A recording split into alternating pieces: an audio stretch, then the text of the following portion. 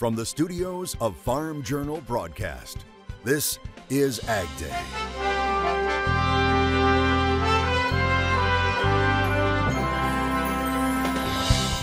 How much will that annual 4th of July cookout cost you this year? Why the numbers are not all bad news. As the condition slide continues for the nation's corn and soybean crops. The Midwest crop conditions have been tanking for a number of weeks now. What that means ahead of Friday's big acreage report from USDA. I think we're going to see 500,000 less corn acres as well. And we dive into the latest trade guesses this morning on Ag Day. Good morning, I'm Clinton Griffiths. We're just days away from the biggest crop report of the season, the annual June acreage report. And with so many uncertainties right now, from weather to the war in Ukraine and inflation here at home, many are wondering what the report from USDA will bring. Ag Day's Michelle Rook joins us. And Michelle, you've been poring over the average trade estimates. Average trade guesses indicate the market isn't anticipating much change in acreage from the March intentions. However, when it comes to quarterly stocks, estimates are all below a year ago for corn, wheat, and for soybeans. And if there is a surprise from USDA, this is the report where we may see it. The average trade guess on corn acres is 91.85 million, down just 140,000 from March, with soybean acreage at 87.67 million, up 160,000. The shift coming from delayed planting in the northern plains. All wheat acres are pegged at 49.7 million, down 200,000, with abandonment of HRW acres plus 60,000 less spring wheat acres. However, market analysts in the Dakotas believe farmers planted even less acres of all crops due to prevent plant. I'm sticking to my guns, which I've been thinking we're going to see about 500,000 less spring wheat acres just because of the late planting that we saw. I think we're going to see 500,000 less corn acres as well. I mean, most of the acres increase was for corn and soybeans was expected to come in North Dakota, Minnesota, and South Dakota. I don't think all those acres got planted. Now, earlier in the winter, when I was under 18 feet of snow, I thought we were going to have a lot of prevent plant. Now, the weather did a complete 180 and flipped, and we were able to get most of it planted, but there's still prevent plant in Northeast South Dakota, North Dakota. So, yeah, I guess I'm going to just go out and say that I just think acres are just lower than what USDA is forecasting earlier. The grain stocks estimate for corn is 4.26 billion bushels, down 94 million from last year, with soybeans at 812 million bushels, down 156 million. Wheat is pegged at 611 million bushels, down 97 million. Last quarter, USDA surprised the market with lower than expected stocks, but the numbers did not show up in the WASDE reports. So if by chance those stocks numbers end up being lower once again, USDA is going to be forced to make some adjustments. And if you look at the inverses in the futures market right now, it does bring into question whether or not those bushels are really there. So the market is betting on a confirmation of tight old crop supplies in the report, as indicated by the strong cash prices and the inverse in the futures. I'm Michelle Rook reporting for Ag Day. All right, thanks, Michelle. The weather sudden switch means wheat harvest is running behind in areas of the wheat belt hardest hit by drought this year. And where yields are good, that's where farmers are reporting the earliest wheat harvest ever, including in eastern Kansas. USDA NASS says 21% of the Kansas wheat crop was harvested as of Sunday. That's a whopping 17% slower than the average harvest pace. But we caught up with Adam Phelan during wheat harvest near Melbourne, Kansas. That's in east central Kansas, and he tells us wheat harvest is currently running nearly a month earlier than last year. This is the earliest we've harvested wheat that I can remember. It's a lot drier in June than we're used to, and because of that, we've been able to get in the field at least 3 to 4 weeks earlier than we would have on a typical year. Last year, we were harvesting wheat in the middle to late July. And so this is definitely earlier than we expected to be in the field. And yields are up on his farm, running in the 50s and 60s per acre, which is 10 to 20 bushels above 2022. But go to western or central Kansas, harvest is delayed due to rain, and farmers are harvesting a crop half or even a quarter of normal. Other farmers are more concerned about their corn and soybean crops as drought continues to weigh on conditions. As we told you yesterday, corn condition ratings across the U.S.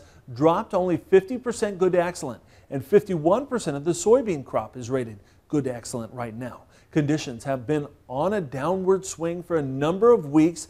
That means this year's corn and soybean conditions are the worst since 1988. But soybeans are developing a bit faster than normal. And that shows some pretty quick progress in parts of the Midwest and elsewhere, pushing the national number, soybeans blooming to 10% by June 25th, 1 point ahead of the 5-year average, 4 percentage points ahead of last year's 6%. Now, Rippey says there are several areas still on track for the driest June ever. So how are the chances for more rain in the Midwest looking as we move to Wednesday? Meteorologist Matt Engelbrecht has a look ahead. Matt? I'm meteorologist Matt Engelbrecht. Looking at the precipitation estimate through our Thursday, like we talked about the last couple of days and even last week, that as a ridge high pressure builds into Texas, what we're going to see are kind of streaks of rainfall rather than a big system moving through not only the plains but also the Midwest. So again, there's Thursday through Thursday at 7 p.m. Go ahead and take a look at this. This is sent in from Spencer, and this is over in Kansas. And you can see that tornado all the way down to the ground. And we saw tornadoes tear through parts of the country over the weekend. Again, Spencer sending this one in. It's taken last Friday in Johnson, Kansas. Spencer says it may look like a painting, but it's real. He said it was a dusty, occluding tornado over open land as the setting sun lit up its parent updraft. Spectacular shot. I'll have more on your forecast, the rain in the forecast in just a bit. An update on the U.S.-Mexico corn trade has Mexico's president placing a 50% tariff on white corn. President Lopez Obrador says the decision is to help control inflation and boost domestic production there in Mexico. Now, the tariff is expected to be in place through the end of the year. USDA Secretary Tom Vilsack adding he expects the tariff to have very little impact on U.S. exports. Now, most of the corn the U.S. exports is yellow corn, says Vilsack. The decision follows a February ban of Mexican food companies preventing them from using flour made with GMO white corn.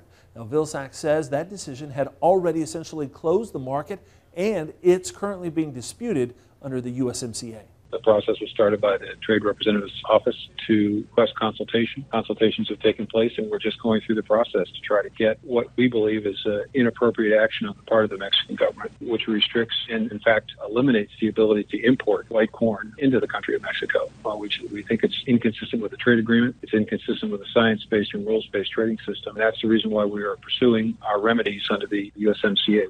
USDA says roughly 1% of U.S. production is white corn. However, Mexico imports about 20% of that production. Flip Your Soil on Ag Day is brought to you by Economics, farming's go-to information resource. Get your questions answered at nutrient-economics.com. Today we continue to look at ways to flip your soil to improve soil health to preserve your farming legacy for the next generation. But you can also achieve a yield response. Mitch Hora says at their farm in Northeast Iowa, they've been aggressively using soil health practices the last decade and are seeing yields that are 15 to 20 bushels higher than the county average. But overall, seeing consistent trending above county averages. We're seeing that our yields are stabilizing over time. We're seeing that our yields are actually building, especially our soybeans. On average, we're getting 69, 70 bushel the acre whole farm average soybean yields, and we don't use any fertilizer, no seed treatments, no nothing going into this stuff. So really amazing to see on the soybean yield side of things. Now he says they are also seeing a big yield response in corn and with less crop inputs. I mean, we're shooting for 280 bushel corn on this farm, and we're only going to apply about 155, 160 units of nitrogen for 280 bushel corn. And it's because that soil system is going to supply the nutrients for us. We do weekly soil health testing out here with the Haney test. And in some of this ground behind me that was relay cropped last year, in just the top 6 inches of the soil, I have 200 pounds of available nitrogen sitting there. Horace says that is organic nitrogen from soybean nodulation from the previous year where he planted soybeans and cereal rye together. Now that gives him a huge nitrogen credit on his corn, which helps promote higher yields the next season. Grain markets pull back hard on Tuesday as forecasters continue to predict more Midwest rain. We'll have details next. And later, just how much will a cookout this July 4th cost you? The numbers are in. That's ahead on Ag Day.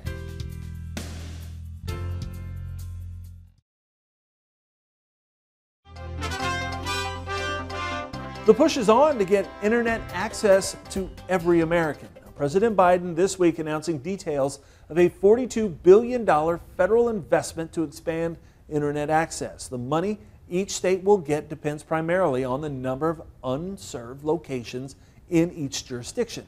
You know, what we're doing is, as I said, not unlike what Franklin Delano Roosevelt did. We brought electricity to nearly every American home and farm in our nation. Today, Kamala and I are making an equally historic investment to connect everyone in America to high-speed internet by an affordable high-speed internet by 2030. It's the biggest investment in high-speed internet ever. Congress approved the program through the infrastructure bill the president signed into law back in 2021. More chances for rain in the Corn Belt sent grains back down on Tuesday. Michelle Rook is back to discuss it with Alan Brugler in Markets Now. A down day in the grains on Tuesday. Alan Brugler with Brugler Marketing joining us. And despite some crop ratings that were the lowest since 1988, Alan, the market kind of ignored that and latched on to this extended weather forecast, didn't it? Yeah, this is pretty significant when you get good news from a bullish standpoint. The market doesn't react to it or reacts the opposite to it. The forecast definitely looks wetter in the post-July 4th period. You look at the 8 to 14-day forecast from National Weather Service. We do have to remember there's still quite a bit of disagreement between the European and American and Canadian models in that second week out. And the one thing that forecast doesn't tell us is quantities very accurately. It tells you coverage, says most of the country east of the Rockies would see above normal chance of rain, but it doesn't say whether you're getting a quarter inch or an inch or some other quantity. Yeah, it's still the mentality, though, is rain makes grain. The other factor is we're going into big reports here on Friday. So was there some squaring ahead of that or some profit taking ahead of it? Well, I think there's some position squaring going on here. You had your options expiration last Friday, so people were coming in without as much protection on the old crop side, on the cash side. And so there's a tendency to want to take some money off the table. You got quarter end coming up here. And I think most importantly, USDA could swing the new crop balance sheet by 500 million bushels either way between the grain stocks report and the acreage estimates. So I'm not saying they're going to, but the potential's there. You drop a couple or add a couple million acres and you maybe change a little bit on the old crop supply side. That's a pretty big fundamental swing given where we're at on the stocks usage ratios. So we can't just trade weather here. We have to recognize USDA could throw us a curveball on Friday. Yeah. And funds have had a nice run up here, probably have some profits that they can bank and go home before this big holiday, I would assume. Yeah. You remember the market's bottomed, the corn and bean market's bottomed on May 31st. So right. Most of June was a rally, and they've got, if you had options, you had some 1,000% gains at one point here a couple of days ago on some of those call options. All right. Thanks for joining us, Alan Brugler with Brugler Marketing, and that's Markets Now. To talk to Alan about his ag market professional services, call Brugler Marketing and Management at 402-697-3623 or visit his website, www.bruglermarketing.com.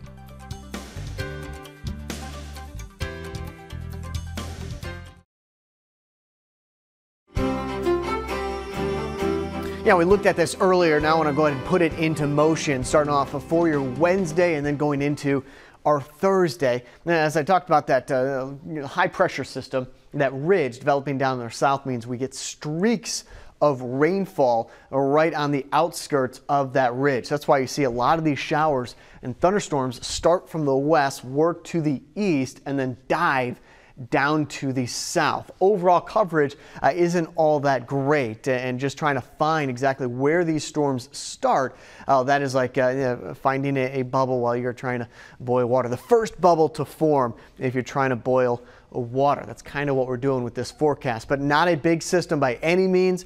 You got the chance of some heavier downpours coming through and possibility of some stronger winds and hail to go along with some of those isolated thunderstorms moving through.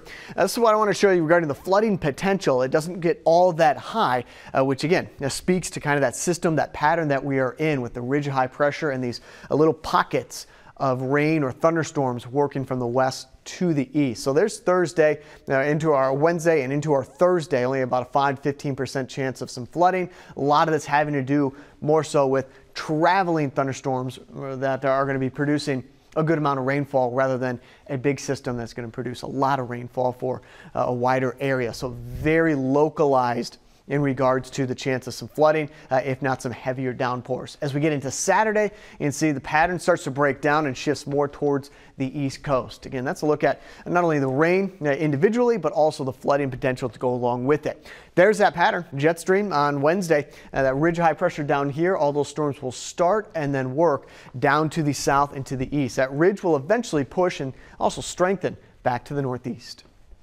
Let's start off with Gulfport, Mississippi. Mostly sunny, high around 94, low of 80.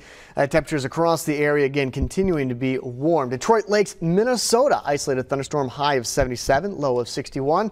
And also into Michigan, Hillsdale, Michigan, mostly sunny, high of 81.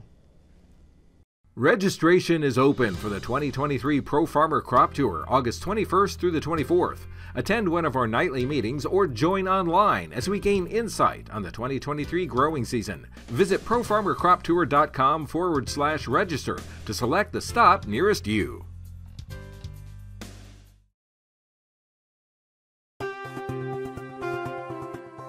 We'll be watching this tomorrow, the release of USDA's quarterly hogs and pigs report.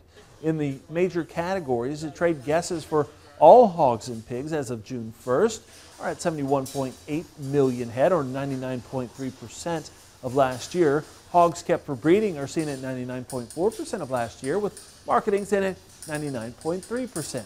Most assume the report will show lower breeding numbers, which will ultimately affect supplies further down the road.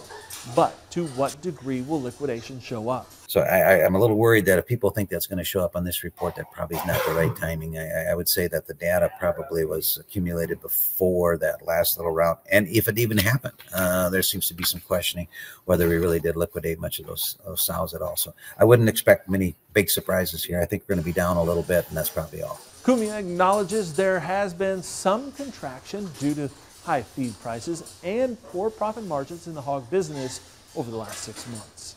If you're planning to serve up hot dogs and burgers for your 4th of July cookout this year, you're still going to pay more than last holiday. The American Farm Bureau Federation is out with its Market Basket Survey. Now, it estimates the total cookout will cost $67.73 this year, or about $7 per person.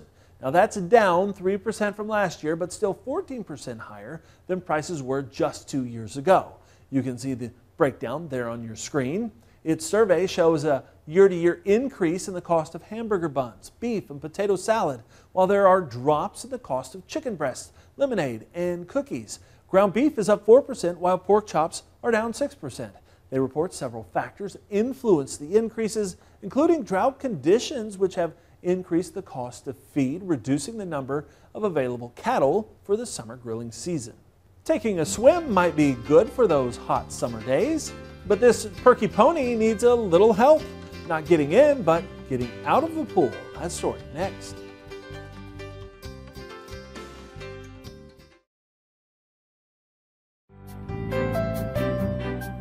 In the Country on Ag Day is brought to you by Pivot Bio. What if you had the nitrogen you need already on seed?